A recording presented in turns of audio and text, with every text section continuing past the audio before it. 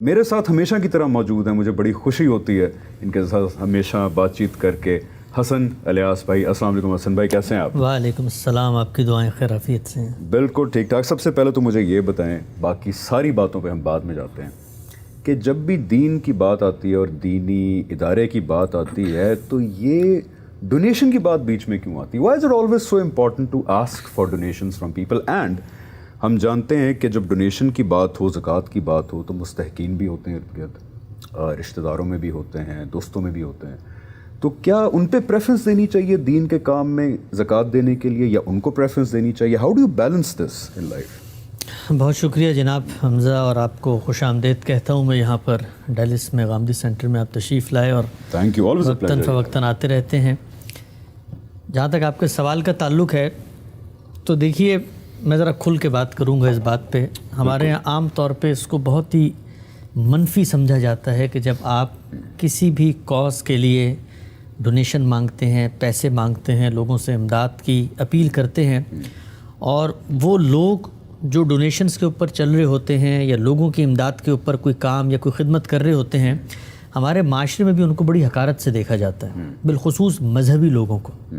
آپ نے اکثر ہی دیکھا ہوگا، ہمارے فکر کے اندر بھی اختلاف ہے علماء سے، رویوں کی بحثوں میں بھی ان سے ایک نقطہ نظر کا اختلاف رہتا ہے، لیکن ایک بڑی تعداد ہے جو ان کو صرف اس وجہ سے حقیر سمجھتی ہے کہ وہ لوگوں کی امداد اور لوگوں کے ڈونیشن اور لوگوں کے چندوں پہ پلتے ہیں. آپ نے سنا ہوگا اکثر یہ جملہ، جو کچھ لوگ مذہب سے بیزار ہوں یا مولویوں سے ان کو کوئی تکلیف پہنچی ہوئی ہو تو وہ اکثر کہتے ہیں کہ یہ مولوی، یہ تو ہمارے چندے پہ پلتے ہیں، ان کی کیا حیثیت ہے، ان کی کیا اہمیت ہے، ان کی کیا اوقات ہے. بلکہ مجھے یاد آ رہا ہے کہ ہمارے استاد کے سامنے ایک بہت بڑے بیوروکریٹ تھے، پاکستان کے وفاقی سطح کے سیکرٹری تھے. انہوں نے دوران گفتگو یہ جملہ کہا کہ یہ مولوی تو ہماری خیرات اور زکوٰۃ پر چندے پہ پلنے والے، ان کی کیا حیثیت اور اوقات ہے. تو ہمارے استاد بڑے جذباتی ہو گئے اور انہوں نے ان کو جواب میں کہا کہ آپ پھر کس پہ پلتے ہیں؟ اس چندے پر، اس زکوٰۃ پر جو مجھ سے زبردستی اور جبراً لے لی جاتی ہے. ٹیکس منی، یعنی وہی ٹیکس کا پیسہ ہے جس سے سرکاری ملازمین کو تنخواہ دی جاتی ہے، لیکن ہمیں وہاں پر یہ کوئی عیب کی بات نہیں لگتی، ہمیں وہاں پر یہ کوئی کمتری کی بات نہیں لگتی، اس لیے کہ وہ ایک نظام میں ڈھل کے ہم اس سے براہ راست مستفید ہو رہے ہوتے ہیں. یہاں پر یہ عیب کی بات اس لیے لگ رہی ہوتی ہے کہ ہمیں لگتا ہے کہ یہ کام ایسا ہے، اس کام کی اتنی اہمیت نہیں ہے کہ اس کے لیے انسان آگے بڑھ کے اپنے وسائل دے. دیکھیں، دنیا کے اندر کوئی بھی کام عالم میں اسباب سے ماورا ہو کر نہیں ہو سکتا. یہاں تک کہ پیغمبر کو بھی جب اللہ تعالیٰ دنیا میں مبعوث فرماتے ہیں تب بھی لوگوں سے یہی مطالبہ کرتے ہیں کہ اپنے اموال اور اپنی جانیں، ان دونوں سے آ کر محنت کرو. یہ نہیں ہوں گے تو عالم اسباب کے اندر نتیجہ کارگر نہیں ہو سکتا. تو مسلمانوں کی جس طریقے سے اور پہچان ہے، ہم ایک ملک کے شہری ہوتے ہیں، ہمارے ایک وطن سے تعلق ہوتا ہے. اب دیکھیے، ہمارے ہاں مختلف سوشل کاز شروع ہوئے. شوکت خانم کا ایک کاز تھا، بچہ بچہ گلی گلی گھر گھر میں پرچیاں لے کے پھر رہا ہوتا تھا، اور اس کے لیے پرائیڈ ہوتی تھی یہ کہ میں اپنی ملک کے اندر کینسر کے مریضوں کی تیمارداری، ان کے علاج کے لیے لوگوں سے چندے کی اپیل کروں گا. اور لوگوں نے اپنے وہ جو جمع پونجی تھی چھوٹے بچوں نے، وہ تک اس کو ڈونیٹ کی. کیا وجہ ہے؟ اس لیے کہ ہماری جو قومی شناخت، قومی شخصیت ہے، یہ اس کا ظہور تھا. ہم ایک معاشرے میں رہتے ہیں تو ہمیں لگتا ہے کہ ہمارے حقوق قائم ہوتے ہیں. تو مسلمان کی سب سے بڑھ کر ایک دینی شخصیت ہے. ہماری دینی شخصیت کا ظہور کیسے ہوتا ہے؟ اس وقت ہوتا ہے کہ جب ہم اللہ کے دین اور اللہ کے دین کی نصرت کرنے والے جتنے مواقع ہیں، جتنے ذرائع ہیں، ان میں اپنے مال کو خرچ کرتے ہیں. ایک طریقہ تو لازم خرچ کرنے کا ہے، وہ زکوٰۃ کی صورت ہے، لیکن اس سے ہٹ کے صدقات ہیں، آپ اللہ کے رستے میں دیتے ہیں. اور پوچھا گیا، قرآن مجید میں ہے کہ بھئی کتنا خرچ کریں، کہاں تک خرچ کریں؟ تو کہا وہ جو زائد ہے وہ اللہ کے رستے میں دو. تو اللہ کے رستے میں دینا یہ ہماری مسلمان ہونے کی حیثیت اور شخصیت کا ظہور ہے. ہماری قومی زندگی، ہماری ملی زندگی، ہماری شخصی زندگی، اگر ہم مسلمان ہیں تو اس کا ظہور ایسے ہی ہوگا. وہ جو بات آپ نے پوچھی وہ بڑی اہم بات ہے، میں اس موقع پہ چاہتا ہوں کہ اس کو بھی میں مختصر بیان کر دوں. یہ سب کچھ ہم نے کرنا ہے، یہ ہوا پانی کی طرح ہماری ضرورت ہے، لیکن کیا یہ واجبات دین میں سے ہے؟ کیا یہ فرائض میں سے ہے؟ اس کی نوعیت کیا ہے؟ اس کو بھی طے کرنا چاہیے.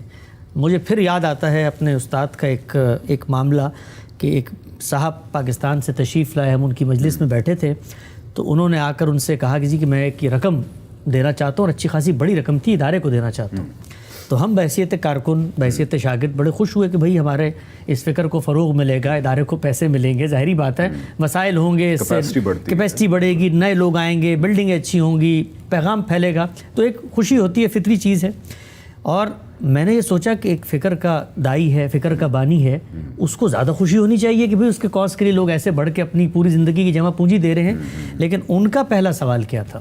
ان کا پہلا سوال یہ تھا کہ یہ جو کچھ آپ دینے کے لیے آئے ہیں, یہ آپ کا مال ہے, اس پر سب سے پہلا حق تو آپ کے اپنے اعزہ اور اقربا کا ہے, آپ کی اولاد کا ہے, آپ کے ارد گرد کے لوگوں کا ہے, آپ کے پڑوسیوں کا ہے, آپ کے رشتہ داروں کا ہے, وہ قرابت مند, ان کا پہلا حق ہے. دین کا ہر کام یہ جو ہے یہ نفلی نوعیت کا کام ہے. جتنا بھی اہمیت کا حامل ہو, ہم سارے لوگ دین کے ادنا سے کارکن ہیں, طالب علم ہیں, اور تمام دینی کام کرنے والے لوگ.